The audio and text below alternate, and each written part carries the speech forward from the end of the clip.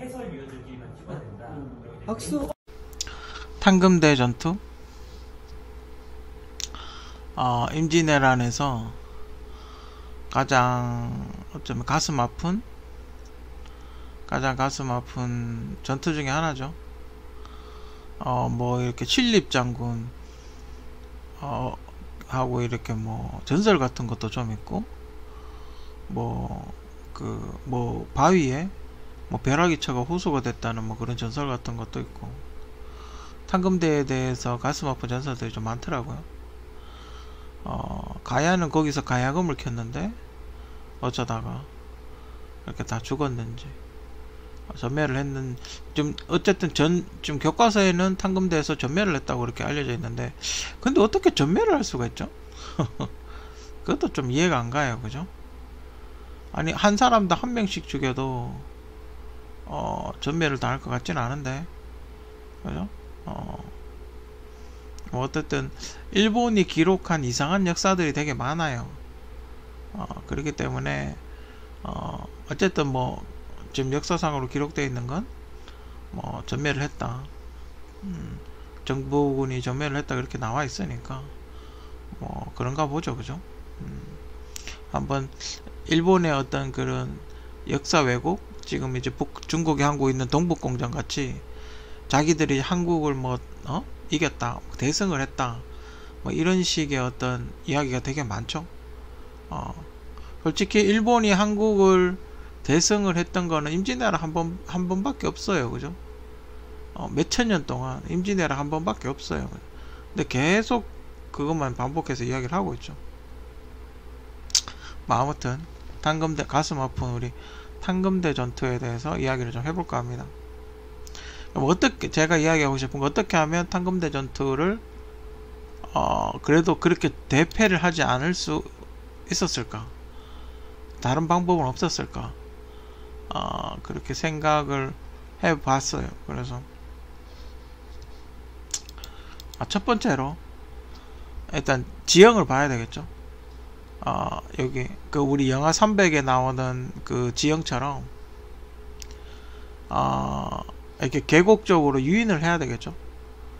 이 계곡적으로 유인을 하는 건 이제 신립장군, 우리 왜 그 봉오동 전투 있죠? 봉오동 전투, 우리 최근에 영화로 개봉했잖아요. 그죠? 봉오동 전투라고. 그런 식으로 이렇게 데리고 들어오는 거죠. 유인을 하는 거죠.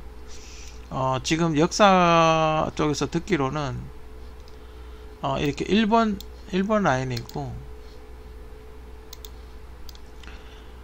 1번 뭐 이렇게 길이 세 갈래가 나눠졌대요. 여기쯤에 이렇게 강이 흐르고, 길이 이렇게 세 갈래로 흐르는데 여기쯤에 이렇게 강이 흐르나?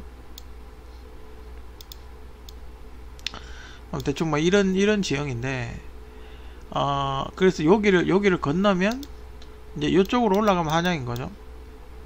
그래서 길이 여기 어디쯤에서 세 갈래가 이렇게 났나봐요. 그래가지고 이렇게 한 팀은 이쪽으로 가고 한 팀은 이쪽, 그러니까 신립장군하고 탕금대에서 만난 건 요거 1번이 되겠죠. 그럼 요거 2번, 요게 3번이라고 설명하기 쉽게 그렇게 해놓을게요. 그죠? 이 1번하고의 전투죠. 1번하고의 전투에서 전멸을 당했다 이 말이죠. 그러니까 여기쯤에서 이렇게 싸운 거죠. 이렇게 들어와서 이 강을 등 쪽으로 대고, 이걸 배수의 진이라고 하는데, 그러니까 등에 강이 있는 거죠. 그러니까 죽기 살기로 싸우는 거죠. 어차피 빠지면 죽으니까. 그러니까 그런 식으로 이렇게 배수의 진이라고 하는데, 이렇게 들어오는 걸 여기서 이제 막는 거죠. 그러니까 여기가 평야였대요. 그러니까 평야다 보니까 사격하기가 상당히 좋았던 거죠. 그냥 칼이나 창이나 화살 이런 걸로 싸우기에는 속절없이 당할 수밖에 없었던 거죠. 실령 말을 탔다 하더라도. 그래서 이걸 역으로 이용을 하면 어떨까? 분명히 일본군도 말이나 수레나 사람도 있을 거고, 분명히 말이나 수레를 타고 왔으니까 이렇게 빠르게 진격을 할 수 있었겠죠. 그죠? 그래서 여기 계곡을 만약에 요런 지형이 어디 있으면, 그죠? 요런 지형으로 1번 군대를 유인을 해서 이쪽으로 들어오게 한 다음에 입구를 돌로 막아버리는 거죠. 위에 이렇게 그 잔해 같은 거 있지 않습니까? 그러니까 나무나 돌이나 뭐 이런 거 위에 쌓아놨다가 입구를 막아버리는 거죠. 그러니까 사람이 금방 치우기 힘들게끔 입구를 막아버리는 거죠. 그리고 이렇게 혹시나 몸 날랜 애가 한 명 넘어오면 여기서 이제 군대가 화살을 쏴서 잡는 거죠. 한국 활을 잘 쏘니까 화살을 쏴서 이렇게 몸이 빠른 애들이 있거든요. 그러니까 뭐 한국으로 지금 707 같은 애들 있단 말이죠. 이런 애들만 다 잡아주기, 한 놈씩 넘어오면 잡아주는 거죠. 그러면 죽일 확률이 굉장히 높다고요. 그죠? 확률적으로 봤을 때. 그리고 여기를 진흙밭으로 만드는 거예요. 거기 문헌에 보면 여기 평지에서 신립장군이 대패했던 이유가 논이나 바지나 이렇게 턱이 많고 땅이 질고 늪이고 이렇게 말이 달릴 때 땅이 발바닥이 푹푹 빠지는 어떤 그런 거다. 그런 지형이었다라고 이야기를 하는 걸로 봤을 때, 그럼 우리가 힘들면 일본군도 힘들겠죠. 그죠? 우리가 그렇게 걸어 다니기 힘들다는 건 일본군도 그렇게 걸어 다니기가 쉽지 않다라는 거예요. 그죠? 그러니까 이 입구 쪽을 막고 이 넘어왔을 때 여기를 진흙밭이나 늪지로 만들어 버리는 거죠. 땅에 이렇게 푹푹 들어가게끔. 땅을 파든지 물을 대든지 뭐 아니면 뭐 진흙을 채우든지 해가지고, 그러면 다리가 무거워지겠죠. 그 말도 기동력이 떨어지고 다리도 그 사람도 기동력이 떨어지고, 그러면 화살로 쏴 죽이기 참 이상적인 상황이 만들어지는 거예요. 그죠? 여기다 진흙밭을 만들어 버리는 거예요. 그죠? 설령 이곳을 벗어난다 하더라도 말은 걸어서 이렇게 나오다고 몸이 무거워지죠. 왜냐면 온몸에 진흙밭이 될 테니까. 진흙이 이렇게 달라붙잖아요, 사람 몸에. 그러면 몸이 기동력이 떨어지거든요. 어쨌든 이 많은 사람이 여기를 이렇게 다 지나가려면 기동력이 떨어지고, 혈령 뚫린다 하더라도 기동력이 떨어지겠죠. 그리고 여기에 이제 군이 이렇게 지나가게 되면 여기에 이렇게 매복을 하고 있다가, 매복은 어떤 식으로 하냐면 이렇게 군대, 지금 현대 군대 가면 그러니까 성을 쌓으면 더 좋죠. 근데 시간적 여유가 없었잖아요, 임진왜란때는. 성을 쌓으면 더 좋지만 성을 쌓는 것보다 땅을 파는 게 빨라요. 돌 나르고 해야 되잖아요. 그죠? 성을 쌓는 것보다 땅을 파는 게 빠르기 때문에, 또 우리 그 농사 지으신 분들은 땅 파는 거 잘하잖아요. 그죠? 돌 나르는 것보다 땅 파는 게 훨씬 수월하기 때문에 농민들하고 힘을 합쳐서 호를 파는 거예요. 왜냐면 이 호 파는 거는 현대전에도 먹히거든요. 현대전에도 우리가 전쟁 나면 뭐예요? 호 파잖아요. 우리 군대 가서 진지공사 하면 전부 호 파거든요. 여기서 호를 파는 거예요. 여기서 이렇게 호를 파서 안에 들어가서 이쪽을 보고 이제 화살을 쏘는 거죠. 이렇게 되면 내가 총을 맞아서, 조총, 그때 당시 조총이 있었으니까 제가 이 군인들이 조총을 맞아서 죽을 확률이 굉장히 낮아져요. 왜냐면 계곡이 있고 경사가 이렇게 지면 사람이 여기서 총을 쏴야 되잖아요. 그죠? 여기서 이렇게 총을 위쪽으로 보고 쏴야 된단 말이죠. 그죠? 위쪽으로 이렇게 조총을 조준해서 이렇게 쏴야 된단 말이죠. 이렇게 쏘면 맞을 확률이 굉장히 낮아요. 이렇게 엎드려 버리면, 아니면 여기다가 이제 돌 같은 거 있잖아요. 돌 같은 거 이렇게 하나 정도만 이렇게 박아 놓으면 내가 조총 맞을 확률이 확 떨어져요. 그리고 조총이 명중률이 떨어지기 때문에 조총을 맞을 확률이 매우 떨어져요. 그죠? 사망할 확률이 매우 낮아진다는 거죠. 그리고 여기서 이제 불화살 같은 걸 쏘는 거죠. 그러면서 뭘 하느냐, 항아리 같은 거에다가 기름을 넣는 거예요. 우리 왜 조그만 항아리 같은 거 있잖아요. 거기다가 기름을 담아서 던지는 거예요. 여기 위에서 이 사람이 이제 기름 담당,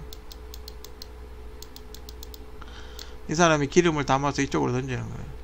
그럼 여기 불바다가 되겠죠. 기름이 흥건해지면, 기름이 있는 상태에서 화살을 쏴대면 입구는 막혀있고 여기 이제 불바다가 되겠죠.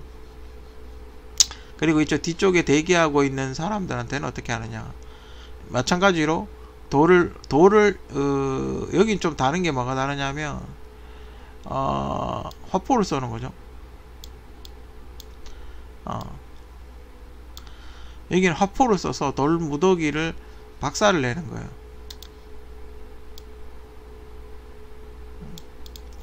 화포를 쏴서 그러면 이렇게 돌이 파편이 튀겠죠. 파편이 튀면서 이렇게 내려오겠죠.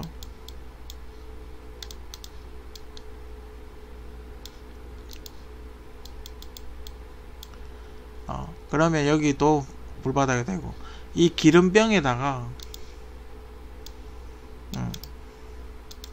그리고 이 뒤쪽으로는 이 기름병에다가 유황을 넣는 거예요.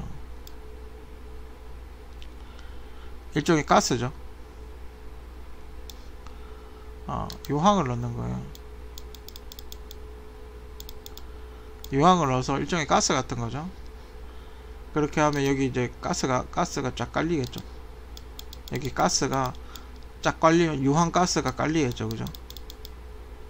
그럼 눈이 매울 거예요. 그럼 체류탄 같은 효과가 발생을 하게 되죠. 그렇게 되면 어떻게 되냐, 일본군도 빠르게 진격을 했기 때문에 분명히 말을 타고 왔을 거예요, 그죠? 말을 타고 왔기 때문에 말들이 이렇게 막 놀래서 화포 쏘고 돌 떨어지고 유황가스 있고 이러면 말이 이렇게 놀래가지고 하면서 가만히 있지 않을 거예요. 동물들은 이게 도망을 가죠. 던져버리고 뒤쪽으로 난리 치면서 도망을 가버리죠. 여기 이제 엉망진창이 되는 거예요, 뒤쪽은. 그럴 때 이제 여기서 양쪽에서 화포를 쏴대면 끝나는 거죠. 왜 육군은 왜 화포를 안 쐈나 몰라요, 그죠?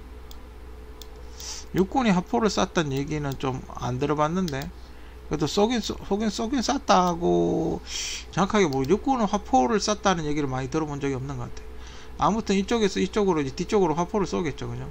그럼 말이 놀래서 뒤쪽으로 가겠죠, 그죠? 여기 이제 엉망진창. 그러면 우리가 피해를 최소화해서 할 수 있었던 거예요. 선멸을 할 수 있어요. 매복 전투가 굉장히 중요하거든요. 매복을 잘하면 소수의 병력으로 다수의 병력을 잡을 수가 있어요.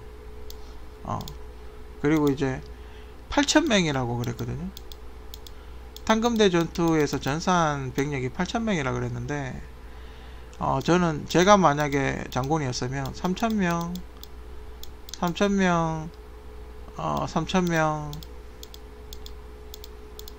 2,000명으로 나눴을 거예요. 그리고 3,000명은 한양 쪽으로 보냈을 거예요. 그리고 3,000명은 탄검대로 보내고, 그리고 2,000명은 탄검대 건너에 있을 거예요, 그죠?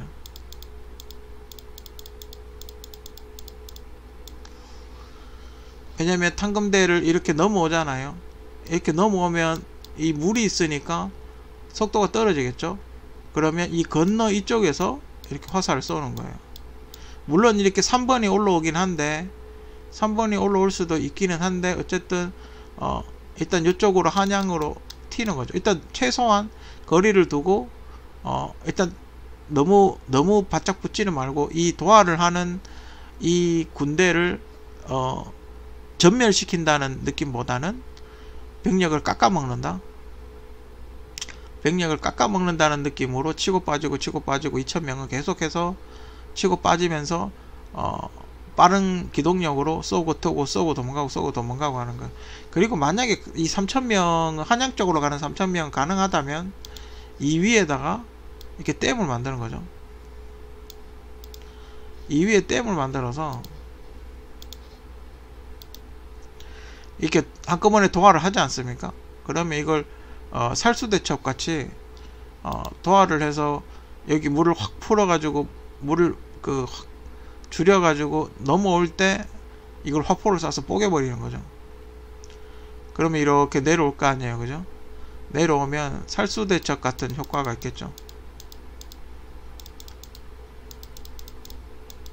그죠? 이 3,000명과 2,000 그리고 이 3,000명은 이 2,000명은 한양으로 가는 3,000명하고 합하는 거죠. 합쳐서 한양 쪽을 요런 지형 비슷한 곳에 진지를 구축해서 다시 싸우는 거죠. 2,000명 정도는 전사한다고 봐야 되겠죠.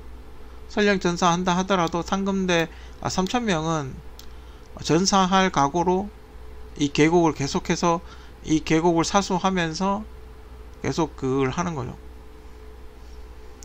병력을 계속 게릴라전을 하면서 일본군을 계속 괴롭히는 거죠. 병력을 줄이고 뭐 이렇게 텐트 같은 거 치잖아요. 만약에 이렇게 부상을 많이 입었으면 텐트 같은 걸 치잖아요. 그죠? 텐트 같은 걸 치게 되면 이렇게 부상을 입어서 텐트 같은 걸 치게 되면 이 텐트에 불화살을 쏜다든지, 그죠? 식량은 군량미 같은 걸 태워버린다든지, 그죠? 그럼 여기 화상 입은 사람들이 있을 거 다친 사람이 있을 거 아니에요, 그죠? 그리고 만약에 폐잔병들이 남아 있으면 가서 다 죽여버리는 거죠. 이 2,000명은. 이 3,000명의 부대는 게릴라 전술.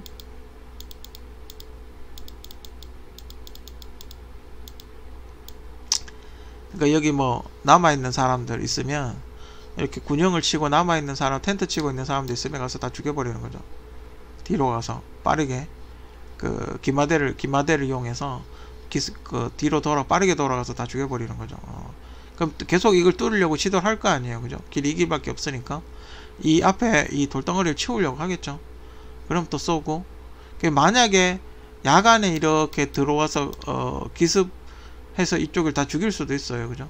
그런 걸 대비해서 뭐 경비를 서든지 아니면 만반의 대비를 하든지 아니면 빠지든지 뒤쪽으로 빠져가지고 여기 망 보는 사람만, 그러니까 보초만 하나 세우고 뒤로 빠지는 거예요, 그죠?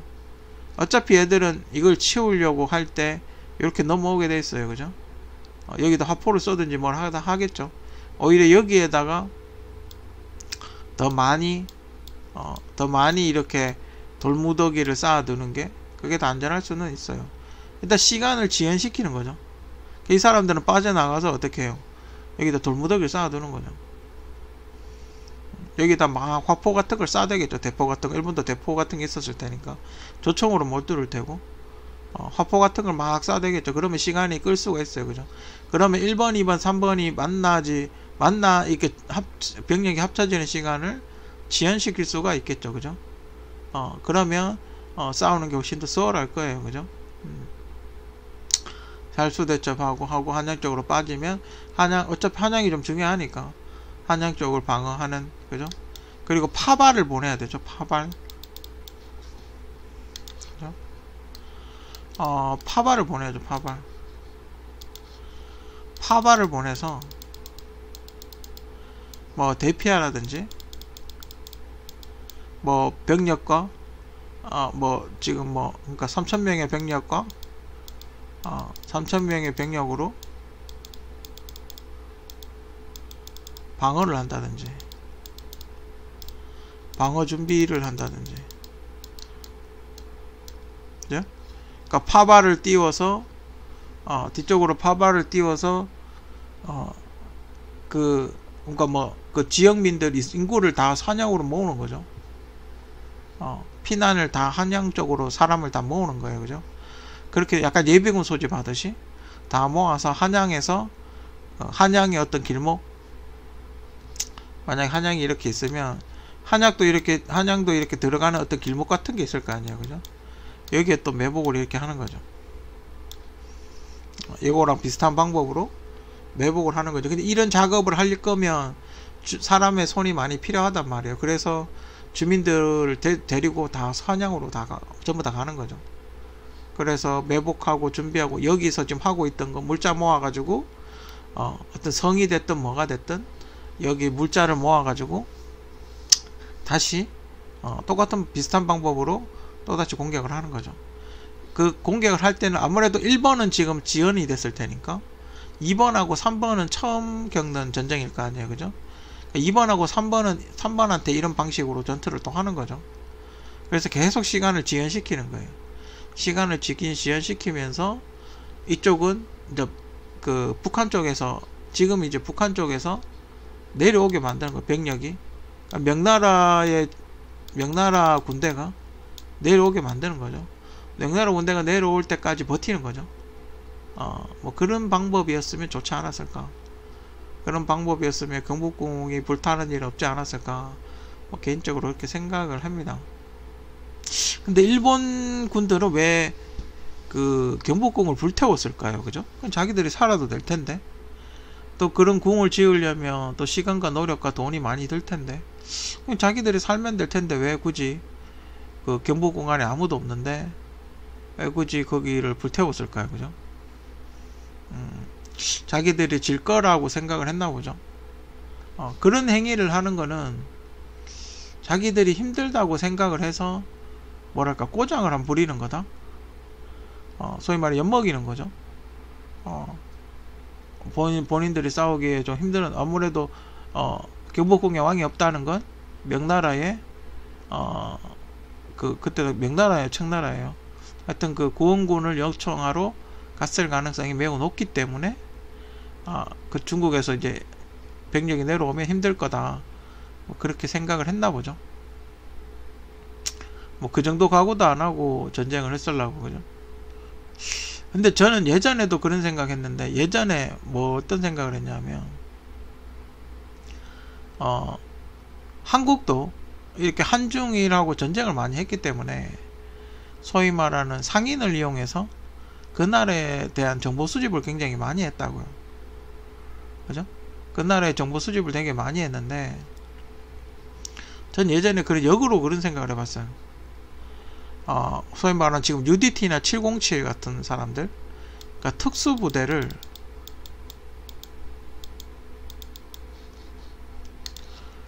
특수부대를 일본으로 보내는 거죠. 미리. 전쟁이 날 것 같아요. 그죠? 그러니까 일종의 CIA 같은 애들을 일본에 미리 보내는 거예요. 왜냐면 그때 당시 대신들이 싸우는 걸로 봤을 때 일본을 갔다 왔다고요. 그죠? 일본을 갔는데 뭐 전투도 안 하고 사신단이 이렇게 왔다 가죠. 상인들하고 왕래가 있었다고요. 그죠? 아예 단절된 상태가 아니란 말이죠. 왔다 갔다 하고 있었어요. 그죠? 그러면 정보 수집을 할 가능성이 크고, 일본말을 할 줄 아는 사람이 있었을 가능성이 크고, 일본 내에 한국 사람 상인이 있었을 가능성이 매우 높아요. 그죠? 그래서 제 개인적인 그때 생각은 일본이 한국을 치려고 거의 일본에 있는 전군을 다 데리고 왔단 말이에요. 거기서 제일 잘하는 애들 다 데리고 왔단 말이에요. 레인저급을 다 데리고 왔단 말이에요. 그러면 일본은 빈집일 거 아니에요. 그죠? 일본은 빈집일 거 아니에요. 그죠? 그러면 만약에 이순신이나 칠립장군, 뭐 원균 장군님 같은 정도 수준의 어떤 특수부대, 707 같은 친구들을 보내는 거죠. 미리. 그 친구들은 거기서 상주해서 일본의 검술 스타일이라든지 일본의 무기 수준이라든지 뭐 이런 거를 이렇게 조사를 해서 조선으로 보고서를 올리는 거죠. 그럼 이 친구들이 만약에 이렇게 여러 군데 흩어져 있다가 임진왜란 같은 전쟁이 터졌을 경우 이 친구들은 어떻게 하느냐, 일본 왕을 죽이러 가는 거죠. 그죠? 개인적인 생각은 그랬어요. 그때 당시 일본 왕을 죽이러 가는 거죠. 대규모의 부대가 만약에 왔을 경우 일본 왕을 죽이러 가서, 만약에 일본 군이 임진왜란을 이렇게 올라왔을 때, 임진왜란 같이 올라왔을 때 거기 가서 왕을 죽임으로 해서 이 부대가 와해가 되게 만드는 거죠. 근데 일본에는 그 제도가 있잖아요. 카케무샤 제도라고 있잖아요. 그러니까 자기 나라 군주가 죽으면 일본은 게임이 끝나는 그런 거였기 때문에 군주하고 비슷하게 닮은 사람을 왕 갑옷을 입혀놓고 앉혀놓는, 그리고 왕은 도망가는, 뭐 그런 스타일의 전술을 많이 행해 왔었어요. 그리고 이제 카케무샤라고 그렇게 하는데, 그런 사람들을 이렇게 죽이고 미리 암살을 해서 죽여버리는 거죠. 특수부대가. 그러니까 그 특수부대는 굉장히 싸움을 잘하겠죠. 그죠? 소수정예일 것 같고, 한 10명, 최대 100명에서 최대 약간 닌자, 영닌자 같은 스타일이죠. 영닌자 같은 스타일. 일본의 닌자가 유명하잖아요. 그러니까 닌자가 하는 그런 일을 한국 그 특수부대가 하는 거죠. 그리고 일본 내에 어떤 반 세력, 일본 내에 일본 그 왕을 싫어하는 세력이 있을 거 아니에요. 그 세력들과 이렇게 규합을 해가지고 치러 가는 거죠. 빈집털이 하러 가는 거죠. 뭐 그런 걸 하지 않았을까? 일본군이 좀 싸우다가 물러갔단 말이에요. 임진왜란이라는 게 7년 동안 계속 싸운 게 아니라 한 3번인가 4번 정도의 전쟁을 묶어서, 그러니까 시작을 임진년에 했다고 임진왜란인데 왔다 갔다 하죠. 그런 걸로 봤을 때 일본의 한국 조선의 어떤 특수부대원들이 있지 않았나? 그런 거 영화 만들어 보면 재밌을 것 같아요. 그죠? 가상으로. 역사적인 사실이 아니기, 기록이 되어 있는 게 별로 없기 때문에 그렇긴 한데, 예전에 조선의 어떤 왕이 일본의 검술을 배우라고 한국에 있는 그 장군을 보낸 적이 있대요. 일본은 어떤 검술을 쓰는지, 한국과 그 장단점이 뭔지, 그걸 배우라고 보낸 그 사람이 있어요. 만약에 그 유명한 친구 이름 뭐죠? 미야모토 무사시인가? 일본 사무라이 중에. 만약에 미야모토 무사시 같은 그런 사람이 한 10명 정도 있다고 생각을 해봅시다. 그러면 빈집털이 할 수 있겠죠. 그죠? 다 쓸어버릴 테니까. 그죠? 저는 가능할 거라고 봐. 성벽 기어 올라가지고 거기 왜 우리 그 게임 있잖아요. 그 뭐지? 얼마 전에 그 일본 사무라이 그 게임 그 게임 있잖아요. 그 게임처럼 혼자 올라가가지고 다 쓸어버리지 않을까? 그죠?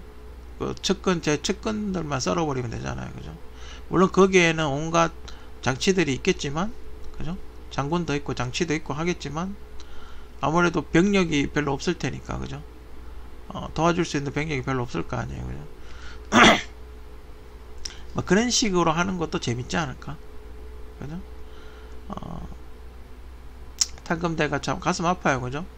가야 시대 때는 가야금을 탔다고 해서 경치가 좋아서 가야금을 탔다고 해서 탄검대였는데, 어쩌다가 한국의 어떤, 근데 그때 당시는 희한하게 지금 기록이 임진왜란 때 기록을 보면 왜 저랬을까? 왜 원균은 배를 버리고 도망갔을까? 좀 상식적으로 이해가 되지 않는 그런 행동들이 되게 많아요. 그렇지 않습니까? 200척의 배가 있는데 왜 배를 다 버리고 도망을 가냐고. 이상하잖아요. 그죠? 근데 저 임진왜란 관련 기록은 전 좀 알 수 없는 게 좀 많다고 봐요. 8,000명이 전사했는데, 심지어 김여대가 있는 8,000명인데, 거의, 물론 뭐, 숙련도에 따라서 다르죠. 뭐, UDT냐, 뭐, 707이냐, 707 8,000명이냐, 아니면 그냥 일반 2등병 8,000명이냐, 그건 전투가 좀 다르긴 하겠죠. 전투 양상이 좀 다르긴 하겠죠. 뭐 아무튼 좀 안타깝고, 그래서 전쟁 나기 전에 준비하는 거다, 뭐 이런 교훈을 다시 한번 이렇게 이야기해주는 그런 좋은 선례가 아닌가, 그렇게 생각이 들고, 북한군이 6.25 때 북한군이 이와 유사한 전술을 썼어요.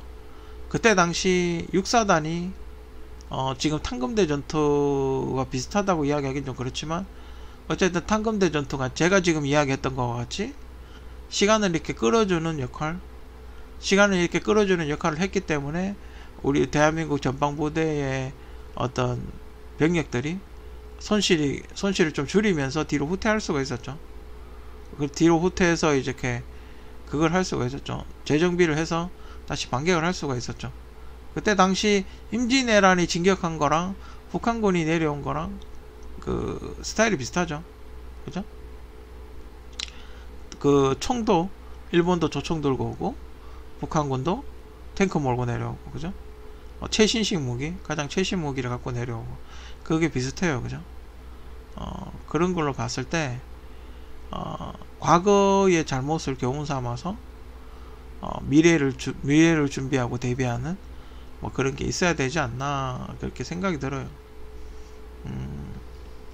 저도 그 요즘 이렇게 제가 그 앞에도 그런 얘기 많이 했는데, 만약에 핵이라도 터져가지고 EMP나 핵을 맞아가지고 전자기기를 다 못 쓴다는 가정하에 우리도 아날로그 방식의 어떤 신호를 할 수 있는 뭔가가 있어야 되지 않나. 전화 같은 거 말고 뭐 봉화라든지 뭐 뭔가가 있어야 되지. 저는 봉화를 개인적으로 참 괜찮다고 봐요. 봉화 같은 시스템 같은 걸 있어야 되지 않나. 뭐가 이렇게 신호를 주고 받을 수 있는, 만약에 전부 전자장비가 전부 마비가 됐을 때 어떤 걸로 신호를 주고 받을 것이냐 이 말이죠. 물론 마비가 안 되게끔 해야 되겠지만, 그에 따른 마비가 됐을 때 어떤 대책으로 부대를 통솔할 것이냐, 진두지휘를 할 것이냐, 그죠? 그것도 참 중요해요. 그죠? 요즘 통신 무전 이게 엄청 중요하기 때문에 그래야지 병력을 효율적으로 움직일 수가 있죠. 아무튼 탄검대 전투, 한국의 가슴 아픈 역사지만 이 역사를 돌이켜보고 미래에 대해 어떤 교훈을 삼아서 다시는 이런 일이 생기지 않도록 연구하고 대책을 세우고 준비하는 그런 대한민국, 건강한 대한민국이 되었으면 하는 게 제 개인적인 바람입니다.